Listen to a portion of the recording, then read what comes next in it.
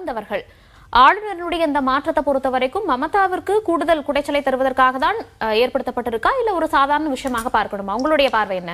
இல்லைங்க. மேற்கு வங்க மாநிலத்தில் ஆளுநராக ஆர்.என். ரவி நியமிக்கப்பட்டதுக்கான காரணம், அங்க இருக்கக்கூடிய தேர்தல் முடிவுகள் பாஜகவுக்கு சாதகமாக வரப்போவதில்லை என்பதை உணர்ந்தேதான் பாஜக இது போன்ற ஒரு நியமனத்தை செய்திருப்பதாக பார்க்கிறேன். பொதுவாக ஆர்.என். ரவி போன்றவர்களை ஒரு ஃப்ரெண்ட்லி ஸ்டேட்டுக்கு, அதாவது அவர்கள் ஆளும் மாநிலங்களுக்கு பொதுவாக அனுப்ப போவதில்லை. ஒரு ஆப்போசிஷன், எதிர்க்கட்சி ஆளும் மாநிலங்களுக்கு தான் ஆர்.என். ரவி போன்றவர்களை ஆளுநர்களாக அவர் நியமிக்கக்கூடும். அதன் அடிப்படையில் இந்த நடைபெறும் சட்டமன்ற தேர்தலில் மேற்கு வங்க மாநிலத்தில் பாஜக வெற்றி பெறுவதற்கான வாய்ப்பில்லை என்பது மிகவும் தெளிவாக தெரிகிறது.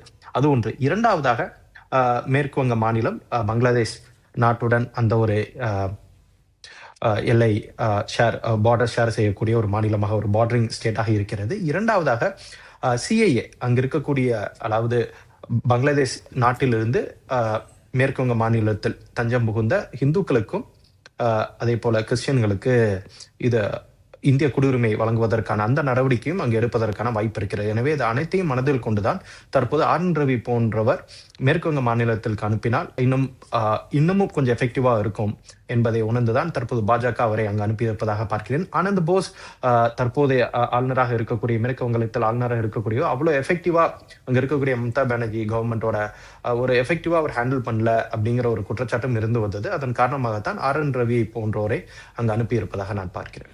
மறுபுறம் கேரள ஆளுநருக்கு கூடுதலாக தமிழக ஆளுநர் பொறுப்பும் அப்படிங்கிறதும் கொடுக்கப்பட்டிருக்கு.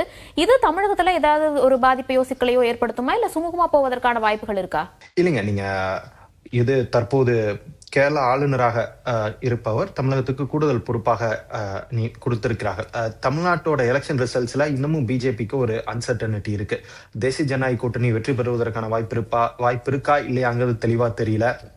அடுத்து எந்த ஆட்சி அமையும்னு ஒரு தெளிவான தகவல் இல்லாத காரணத்தினால்தான் ஒரு ஃபுல் டைமா ஒரு ஆளுநரை தற்போது வரை பாஜக நியமிக்கவில்லை. தேர்தல் முடிந்த பிறகு தேர்தல் முடிவுக்கு ஏற்றாற்போர் எந்த கட்சி ஆட்சி அமைக்கிறதோ அதற்கு ஏற்றாற்போர் ஒரு ஆளுநரை நியமித்துக் கொள்ளலாம் என்பதற்காக தற்போது ஒரு இடைக்காலமாக இவரை ஆளுநராக கூடுதல் பொறுப்பை கொடுத்திருக்கிறார்கள். அர்லேக்கர் 2015 17 வரை கோவா மாநிலத்தில் அமைச்சராக இருந்தவர். அதனைத் தொடர்ந்து 2021 தொடர்ந்து ஆளுநராக செயல்பட்டு வருகிறார். 3 மாநிலங்களுக்கு இதுக்கு முன்பாகவே அவர் ஆளுநராக இருந்திருக்கிறார். எனவே ஒரு நல்ல ஒரு அனுபவம் வாய்ந்தவர். தற்போது கேரளா மாநில ஆளுநராக இருக்கிறார். தமிழகத்துக்கு கூடுதல் பொறுப்பு, ஏன் கூடுதல் பொறுப்பு ஒரு இன்ட்ரீம் அரேஞ்ச்மெண்டா இதை ஏன் செஞ்சிருக்காங்கன்னா, நான் முன்பே சொன்னது போலதான், எலெக்ஷன் ரிசல்ட்ஸ் எப்படி வரும்னு ஒரு தெளிவான தகவல் கிடையாது. சோ மீண்டும் திமுக ஆட்சி அமைத்தால் ஒரு அட்வர்சரியிலான ஒரு ஆளுநரை நியமிப்பதற்கான வாய்ப்பு இருக்கிறது. அல்லது தேசிய ஜனநாயக கூட்டணி ஆட்சி அமைத்தால் ஒரு ஃப்ரெண்ட்லியான கவர்னரை நியமிச்சுக்கலாம். சோ அதனால ரிசல்ட் எப்படி வருதோ, எந்த கட்சி ஆட்சி அமைக்கிறதோ அதை கேட்டால் போல் ஒரு ஆளுநரை நியமித்துக் கொள்ளலாம் என்பதற்காகத்தான் அந்த ஸ்பேஸை விட்டு வைத்திருக்கிறார்கள் என்பதுதான் என்னோட கருத்து.